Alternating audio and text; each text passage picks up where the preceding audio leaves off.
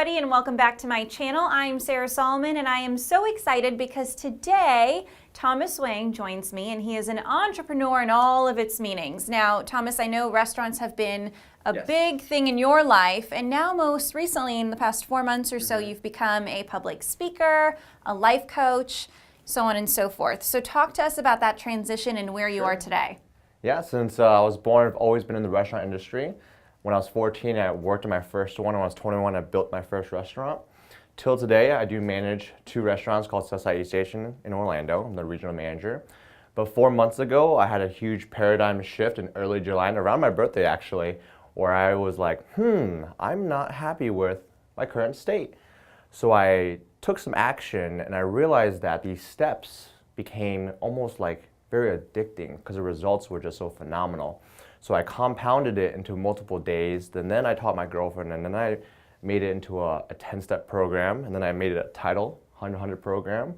And since then, I've inspired thousands of people across the country. I've done dozens of videos on Facebook, on different channels, or blog. I'm writing a book. I have all the time in the world, and now I'm standing here with you guys.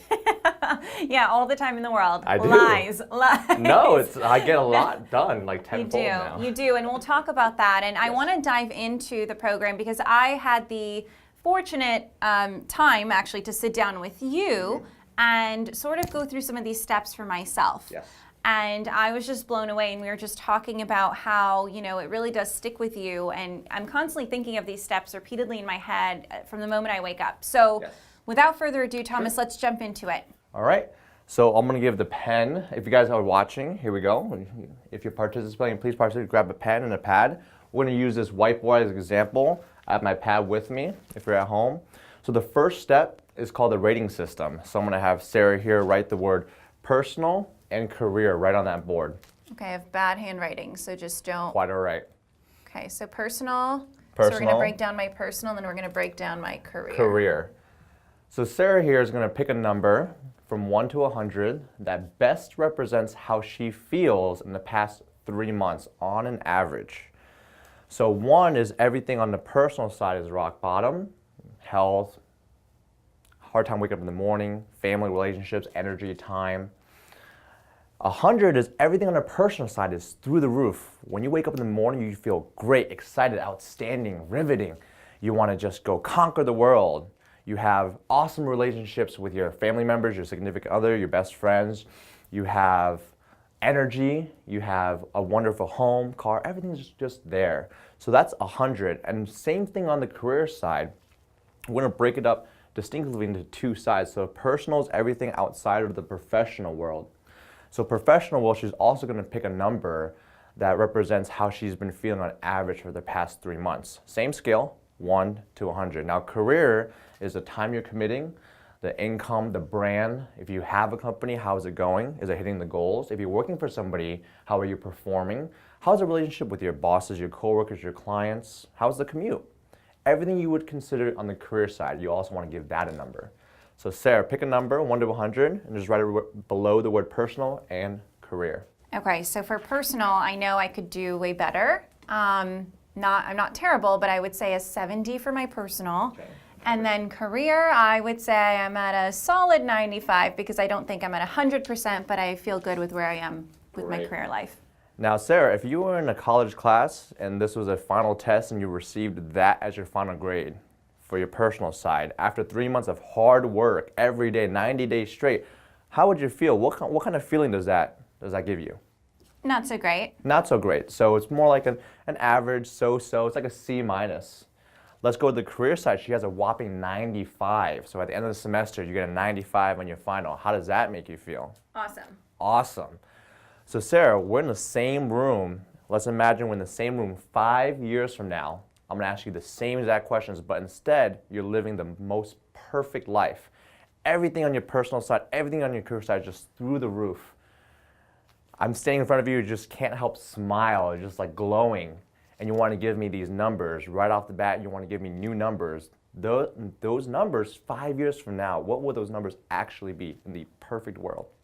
100, or 150. 150, if we can go off the Richter scale. 100 and 100. So please write the numbers 100 on top here. and the number 100 on top of the career. So today there's a 30-point difference on Sarah's personal side that's holding her back, and there's only about a 5% margin on her career side, which is great because most people fall within the 10 to 95 category. Now, by understanding that there's room to grow, that there's a difference, you're acknowledging that something has to change in order for that 5-year goal to become true. 5-year goal, something changed. The goal becomes 2, becomes 1, becomes next month. Next month, I talk to you again, and if you give me those same numbers, we'd have a completely different person. Think about that. So this is the first step. The second step I go into is called power meditation. I always advocate in order to be successful today, you have to be successful from the first moment you wake up to the last moment right before you fall asleep. So Sarah, on average, now this is the normal days in the morning, the first 10 minutes, what do you normally do in the mornings? I definitely check my phone first thing I do. We're all guilty of that. Definitely check my phone. I probably scroll through my phone for a solid 10 minutes, really. Okay, so the entire 10 minutes, we'll just leave it at that. She's on the phone. She rolls out of bed, and she's on the phone. Yeah. Okay, so if you're going to put a rating scale next to that, 1 to 100, how would that make you feel, honestly? I honestly feel sluggish. Even if I am answering an email, I still feel really sluggish, and I feel like I'm not actually being proactive in my day because I feel like then it delays everything else for me to get up. Sluggish, not proactive. Let's rate it 1 to 100. I would give that a 10. A 10. So she's starting off her morning right at a 10, and she's hopefully finishing at an average of a 70. That's being hopeful. So let me give you my technique. It's called power meditation. I replaced my first 10 minutes with a new 10 minutes. So we'll just have you write it down. Let's have it write down over here. Just write 10 minutes. And we're going to acronym everything just for the sake of the room on the board. We're going to do 1 minute, so 1M PB. And then we're going to do 1M 3XG. We're going to do, 3M. Excuse me, that is 3M on 3M. that. 3M, 3XG. 3M PEM. And then the last part is 3M 3XC. All right. So the 1M here, this is your new 10-minute routine that we're going to be teaching you guys today. The first M stands for minute, so first minute is going to be power breathing. So Sarah here, when she wakes up, she's sluggish and she's unproductive. So we're going to replace it with a new exercise called power breathing. I'll put down my pad for this. You would simply find a chair at home, put yourself in a power meditation pose, chest up, hands on your knees. And you want to close your eyes and you want to breathe in and out through your nose. Watch me for 10 minutes. I'm going to practice 10 seconds. I'm going to practice for 10 seconds. So this is what it looks like.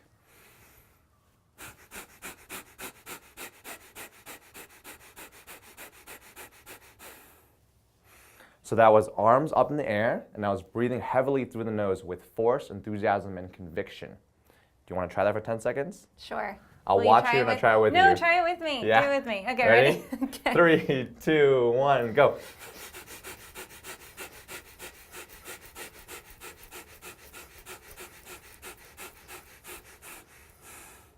Do you feel a little bit more awake? Yes, I do. A little bit more awake.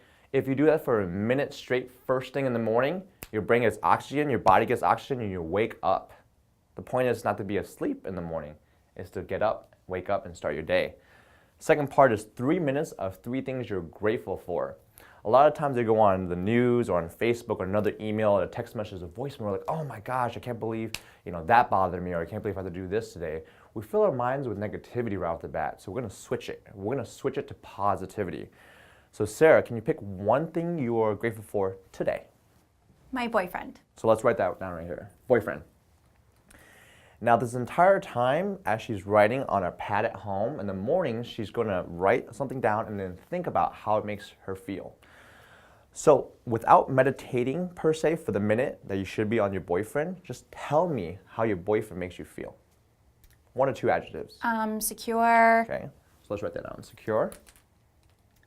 And fulfilled. Fulfilled. So Sarah, are those negative or positive emotions? Positive. Positive. So imagine Sarah did 3 of these things for a minute each and wrote it down on a pad. After that 3 minutes, describe to me how you would have felt if you've done that every morning.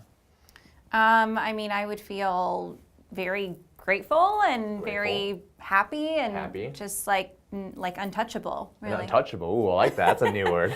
I think you're the first person to use do that what I word. can. Yes. All right. So the third part of the 10 minutes is 3 minutes of pure energy meditation.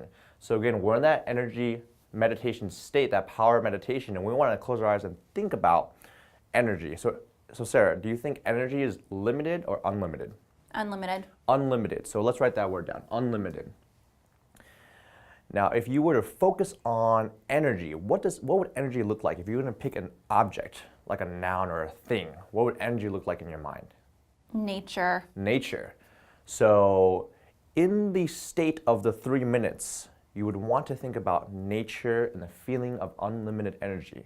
As you breathe in, you want to feel that nature, that energy filling your body. As you breathe out, you want to give it back to nature.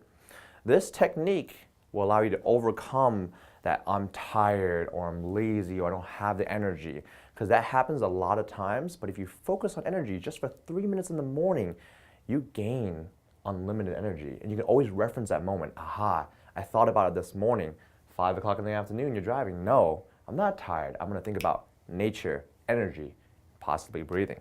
So the last part is 3 minutes of 3 things you want to create. And the key word for this part is today.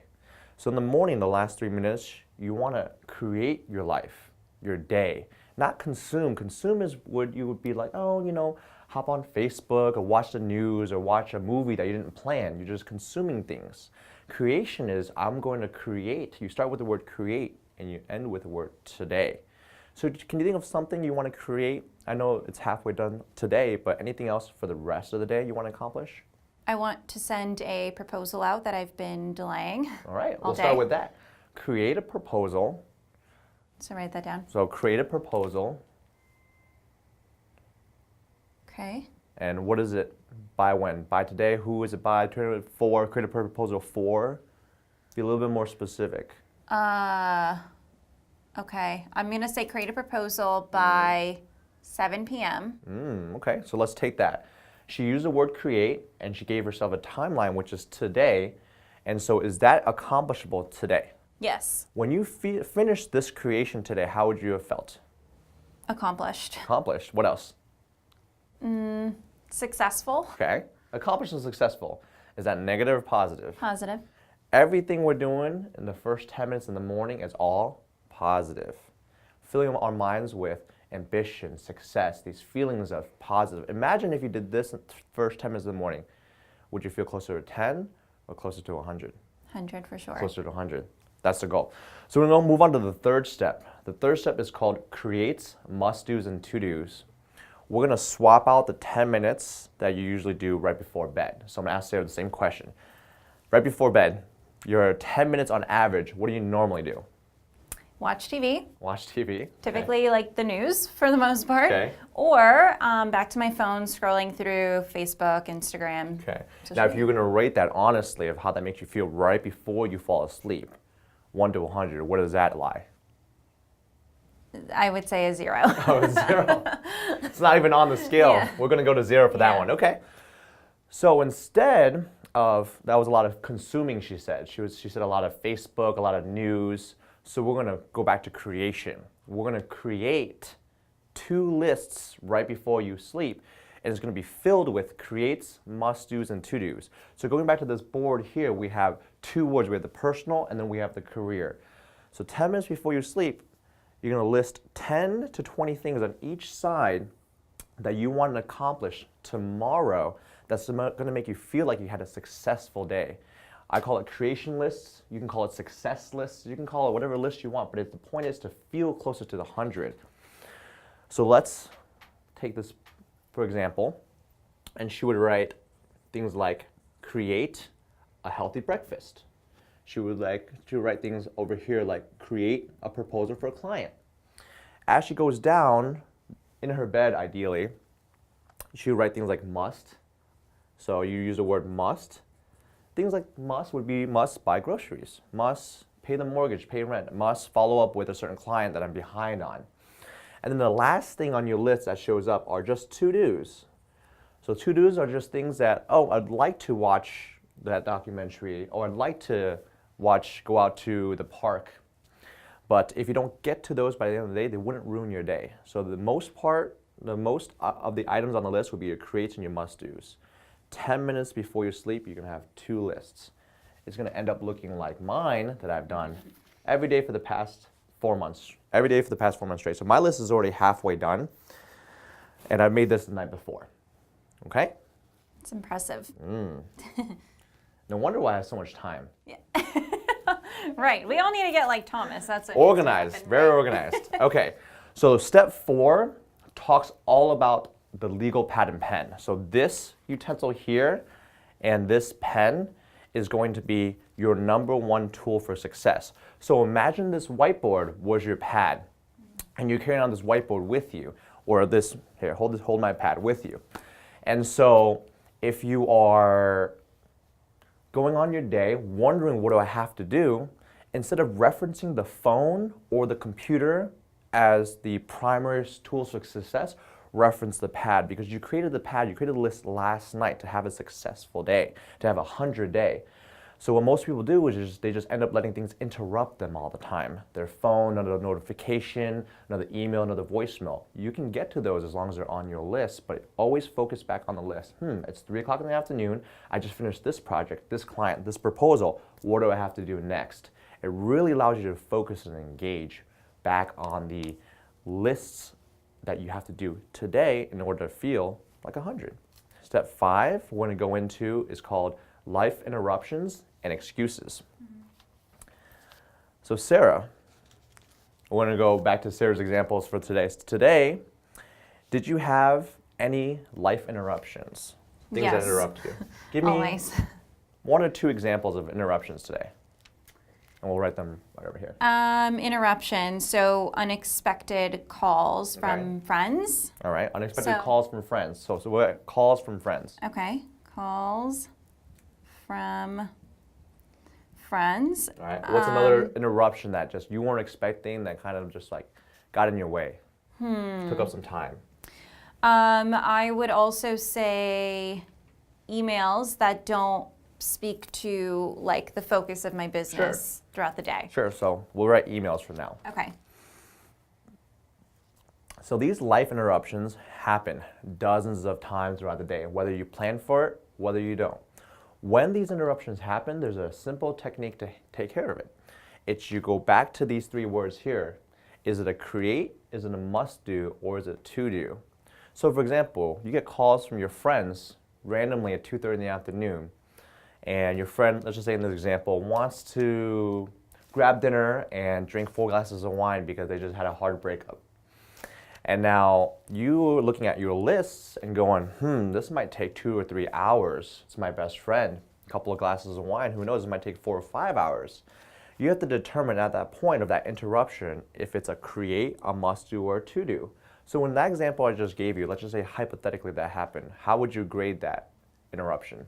I would say definitely a to-do. Definitely a to-do. So in this situation, I would reply back to my friend and saying, hey, look, tonight's a little bit busy. I have about 2 hours for you on the weekend. So you're in complete control of your day, complete control of your interruptions. And it's not being rude or anything because you are completely aware and cognizant of your entire day. And if they're your best friend, they'll understand. So let's go to emails. So let's say a very important client emails you and they said, hey, I need this proposal in by 5 o'clock. Now it's not on your list and you didn't plan it, you know it's going to take you about a half an hour to create, but they're a prime candidate, very important client. If that email comes in, once you read it, what would you determine that to be? A must-do. A must-do. For sure. So when must-dos happen, you simply want to write it to your list, take care of it. So these things on the bottom of my list happened and it became must-do. So I wrote it down, took care of it, and crossed it out. If you let the interruption consume you and change your mindset from positive to negative, what you end up doing is wasting time, filling your mind with worry, stress, and negativity. And before you know it, that half an hour that you would have had to do that proposal was gone because you went to the coffee room, then you went to the break room, then you went to somebody to complain about this email that came in. We all know it happens to all of us. So just keep in mind, time is of the essence, and what type of interruption is it?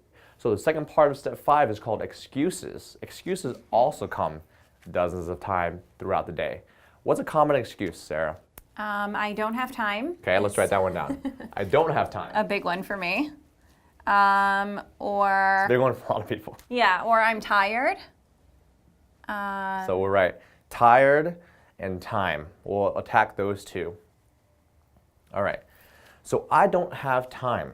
When you say you don't have time, what's really happening in your mind is that your mind's closing. I'm going to put down my pad. Your mind's like a door. It either stays open or it's closed. When you say I don't have something, what happens is that your mind closes up. And it kind of fills your mind with negativity, stress, and issues. So if you reverse it and simply say, I do have time, no, I am complete control of my day. No, I know my priorities. I know what I have to get done. I know how much time I have for the rest of the day. Oh, I can totally make this proposal right now and just move something from a must-do to a to-do on my list. That walk in the park, that dinner that I was going to cook tonight for myself, I'll save a little time there and I'll buy a meal. So that technique that I did was, I don't have time, I do have time. And there's one word that I utilize to overcome all excuses. And that one word is opposite. So I'm going to have you write that down right there. Opposite. If you think the opposite of an excuse with enough force, enthusiasm, and conviction, you can overcome any excuse that comes to your mind. So an excuse, another example, when it comes, is like a virus that starts in the back of your head and it just wants to trickle through, it wants to consume your entire brain. You're combating that multiple times throughout the day. I'm tired, it's Barack's fault, it's the news' fault, I'm lazy, I want to procrastinate, I want to take a nap, I don't have the time, energy, money, I don't feel like it. All of these emotions happen whether you like it or not. It's part of human nature. So you want to be able to overcome that as fast as possible. You don't want to let the virus win. So what is the opposite of I don't have time? I do have time. So let's write that one down. I do have time. And then the second excuse would be tired, right? We're tired. Yeah. So I'm tired. So what's the opposite? I am not tired. I'm awake. All right, let's write that one down. And you see, she's actually not tired, and neither am I, so. So for the time, you have to, when you think of the opposite excuse, you have to think of it with enough force, enthusiasm, and conviction. So enthusiastically say that you have time. Say it right now, enthusiastically, with force and conviction. I have time. I didn't believe her. Let's try that one more time. Thomas, I have time. You do? I do. How much time? I have all the time in the world. Well, there we go. Let's talk about tiredness. Sarah, are you tired? Nope, not over here. Not tired. I'm awake. You're awake. I'm wide awake. You're wide awake. So if you just say it with enough force, enthusiasm, conviction, followed by some action. So what would you do differently? What's some tricks that you learned earlier in the program to overcome tiredness? Meditation. Power Meditation. meditation. Breathing. Okay. Breathing.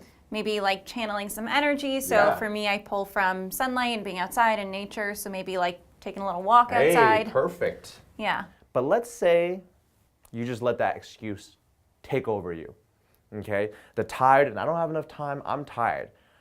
Explain to me how you would feel from 1 to 100. Right now, if you just dropped those two and just let that consume you, now you're just all of a sudden tired. And now you're stressed, you don't have enough time. Now you're looking, now you're walking back and forth.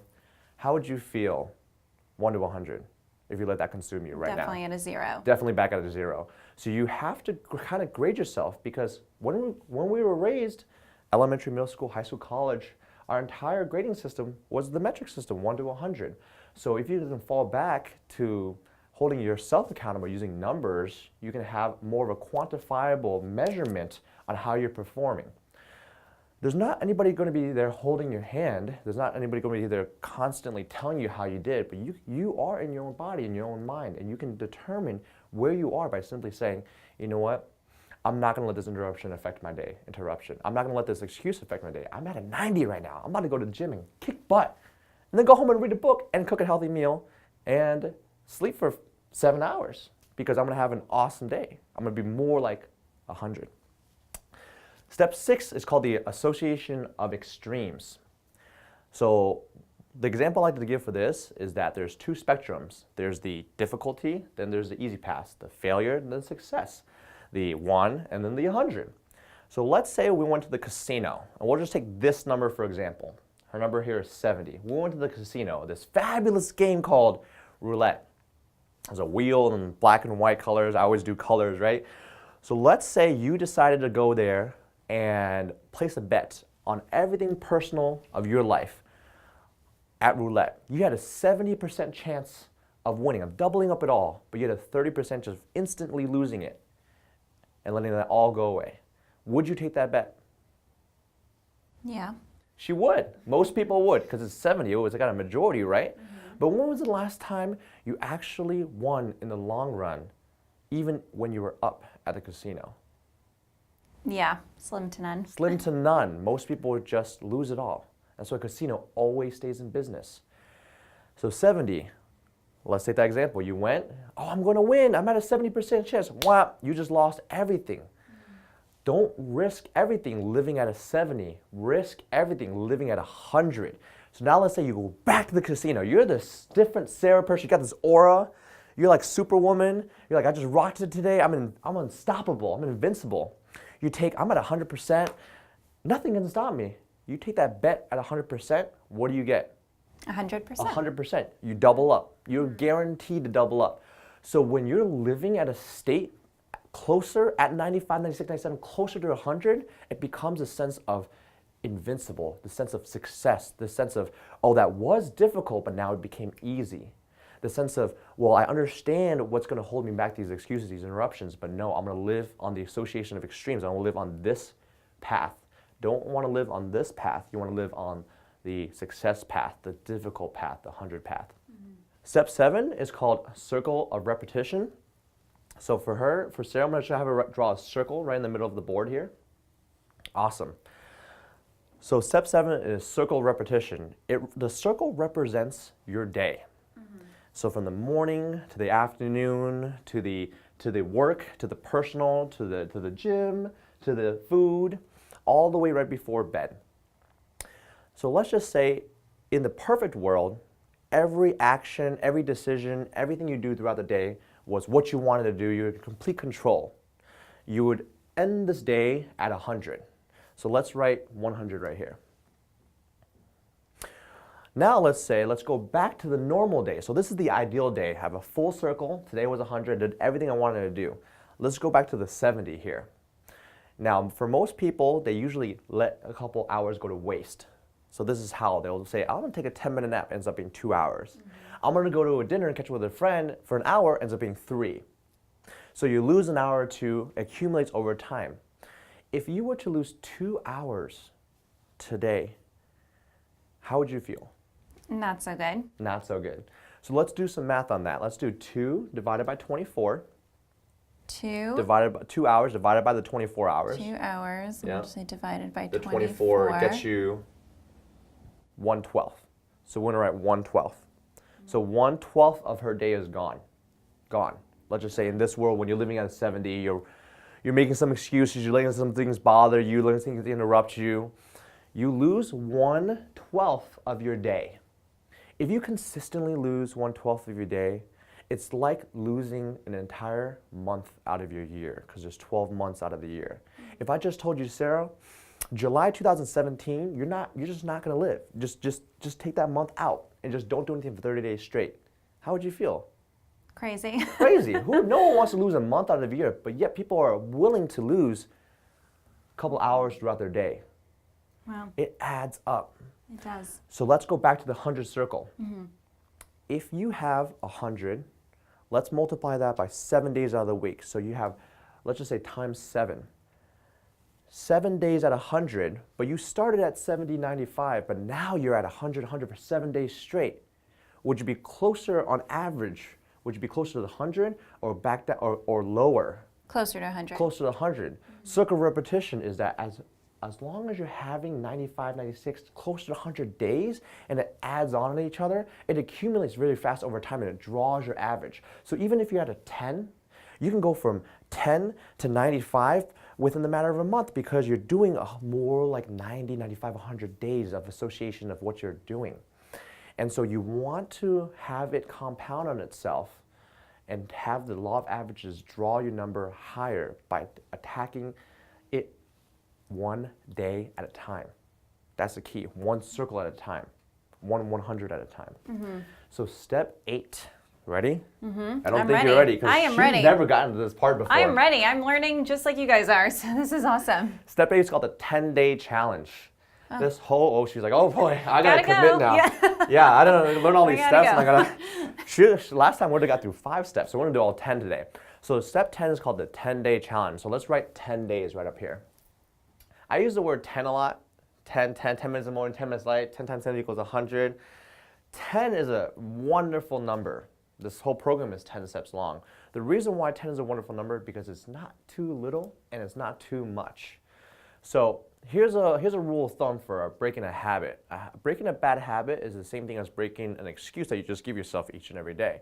So there's a common one that people advocate all the time. To break a sleep cycle habit, you have to wake up at a certain time for 30 days straight, for 60 days straight, and your body's internal clock gets used to it, and it's done. You're gonna wake up at 7 o'clock every day for the next couple months, unless something happens. But for this program to work, we're not here to just break one bad habit. We're not here to just overcome one excuse. We're here to tackle everything that's been holding you back from that 100.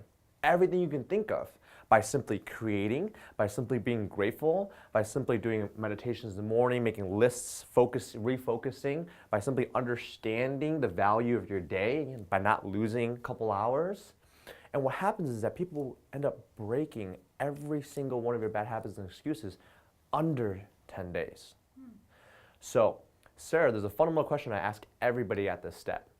Are you willing to accept the 10-day challenge? I am. You are! Yes. Round of applause. Round of applause. Can't get out of it now. Okay. She's get out live yet. here. She's being recorded here. I'm being documented. So what we're going to have to do is we're going to have to sign your name right here, top right corner. And that's your commitment to saying it's very simple. Wake up, do some meditation. And again, if you don't follow to the T, that's fine. The idea is to change your state of mind closer to what you wanted to do that day. So did you want to sleep an hour later, go on the Facebook page, watch the news for 35 minutes when you only wanted to do it for 5? Your decisions each day are valued, so you have to put a number against it. And so let's say in the perfect world, now in the earlier example we talked about 5 years, let's say in the perfect 10 days, I come back to you in 10 days from now and I say, Sarah, how are you doing? Rate how the last 10 days have been. What number do you want to give me? 100, 100. 100 for the last 10 days. Now, if your last 10 days was 100, 100, what adjective would you describe how you're doing? So if you throw an adjective, you wouldn't I'll go say, back I'm doing to good, right? Untouchable again. Ooh, all right. So those last 10 days in the future self says, I'm untouchable. Now let's go back to the 5-year example. I'm gonna ask you 5 years in the future, and we're gonna meet each other again, and I'm gonna be like, hey, how is your life going? What would you say? Perfect. So you're gonna write over here, or down, let's do it down here on your side. I will have a, and write that adjective down, because that's her future self telling her, hey, I wanna have this perfect life. Hey, I wanna do all these amazing things. So I will have a perfect life starting with today, starting with tomorrow, starting with the next day, and it adds up. 10 days becomes a month, becomes 4, becomes a year, becomes 5, becomes 10, becomes your life. Before you know, you're like, wow, my life is perfect. And that energy and that attitude will keep driving you to new levels of success. If someone asks you how you're doing, and you're just saying, everything is good, business is good, the same, then that's replicating how you're actually living, which is closer to like a 70, because that's just like a good answer. Step 9. Ready? So I like to advocate steps 1 through 8 is mastering yourself, and steps 9 through 10 give you a little bit insight on how you can inspire the entire world, every single person you talk to for the rest of your life. So step 9 is called spread the love and inspiration. So we're gonna do a live example. So right now, I'm constantly spreading the love and inspiration I've gained in myself because I told you earlier I had a paradigm shift that inspired my life. So now I'm like, okay, let me tell other people. I'm spreading the love and inspiration. So let's just say 10 days from now, you're talking to you 10 days in the future, me 10 days in the future, and I'm gonna be like, Sarah, how are you doing? I haven't talked to you in like 10 days. And what would your response be? In, let's say, this example, you're still here. I'm still at 70. Yeah. So you I'd kind say, of ignored everything. I've been busy and, Okay. trying to keep up with everything. All right. So I've been busy keeping up with everything, and you're gonna ask me how I'm doing. How are you doing? I'm doing outstanding. I just got back from Mount Rushmore. You saw those pictures. I did all the awesome pictures with this conference. These amazing things, and I can keep going on and smile and use these powerful words because I'm living it and breathing it. But there's a discrepancy in conversation, and you'll feel it because once you do have these conversations, a lot of people get off-put by that energy because they're not there. Sarah, in this example, is still at 70, so her energy is kind of like here and closed. And I'm here going, outstanding, exceptional, went to Mount Rushmore, did a couple flips, did some videos, boomerangs, did you see them? I'm on Facebook. Went to this conference, met some awesome people, changed some people's lives. And what's happening is that the conversation is becoming more and more distant because she's at a good level and I'm on like a more of an outstanding, exceptional level. So in order to properly spread love and inspiration, I would stop and say, well, Sarah, did you do anything today that made you feel great? And what I'm doing is that I know I'm already at this state, but I know you're at a 70 state. So I'm changing your focus to have you redirect the energy to something more positive, like the meditation, something more grandiose, something more exceptional, outstanding, amazing. So answer that question. Let's just say you're here at 70, 10 days from now, and I asked you, well, Sarah, did you do anything this morning that made you feel great? Yeah, I closed a deal. Oh, wonderful. Are you going to do anything this weekend? Anything awesome this weekend planned? Yeah, I'm going to the farmer's market. That's great. I'm going to see you there Sunday? Yes. Yeah! Lake Yola? Duh. One of them, I know, right? All of them. So you see what happened there? The conversation shifted dramatically. She smiled more, she was happier, she was more energetic because I'm simply asking her a different set of questions because I'm not focusing on her past or where she is. I want to know where she's going to be, the future, or what she's done that's a little bit more uplifting. So that's spreading the love and inspiration through conversation because I know 10 days from now you're going to be a different person. But not everyone around you will be different. But you just simply ask different questions to ignite the conversation and the focus of their mind to be more positive and more inspiring. The last step is super important. It's called value and power base. It's like the cherry on the top, if you want to call it. So what happens is that a lot of people stress, they worry because their entire life they've been focusing on the green, the money, they have to make a certain salary or hit a certain quota. They're so worried about money. So they're going to work and they're doing 30, then they start doing 40, then they start doing 50, then they say that's not enough. I gotta pick up another job and make another X amount of dollars per hour. So they're constantly trading time for money. Today's world, nobody cares about how much money you can make. If somebody comes into you and I said, let's start this whole conversation over, I make $1 million an hour, you'd be like, okay, that's great. What about me? No one cares about what you can make per hour, per se. They care what value you can bring into their lives. So if I can change the focus and say, how can I constantly give more value, unlimited value, like in this conversation, like in this recording here, then when you walk away and you be like, man, I left an unlimited or unvaluable, priceless value on this conversation, then when you ask life of something, ask a person of something, ask life of something, life's more inclined to just give it to you because they see, man, you've changed the world, you've helped this, you've done this. And the last step of it all is the power base. When you become super successful at like 100 level, couple years, that 5-year goal that we were talking about earlier, we're gonna cut that down to 2. When you cut 3 years out of your success timeline, and I talk to you 2 years from now, and you're like, oh my God, I accomplished so much. What I thought it took me 5 took me 2. You're gonna be successful at a whole different level of your mind. What I wanna do is I wanna stay connected with those successful people because I'm out there to make a power base. A power base is simply one successful person plus another successful person. That equals a power base. The more power base you have growing in your network, the more likely you will stay successful. So at the end of the whole entire program, you've heard the entire 10 steps. 1 through 8 allows you to recapture your days, thus mastering yourself. 9 to 10 gives you a little bit insight on how you can start inspiring those around you to lift people up slowly to make them even more successful. And that's simply what I've been doing. And now you know all the tips. So that's the 100-100 program. Thank you guys. Wow. Thank you, sir. Thomas, seriously, I'm so glad that we were able to run through the 10 steps with you because like I said, the first 5 were phenomenal and the last 5 are even better. So thank you so much for your time. And if you guys want to speak to Thomas more about this program and other programs he has, click on the link below, and you can also leave any questions or comments you may have in the comment box below. For now, that does it here for us. Thomas, thank you so much for joining us, and we'll see you next time on my channel. I'm Sarah Soliman. Today, we are talking about how to spark a successful business. And these are just tips that have worked for me personally as a business owner, and I figured I'd share them with you.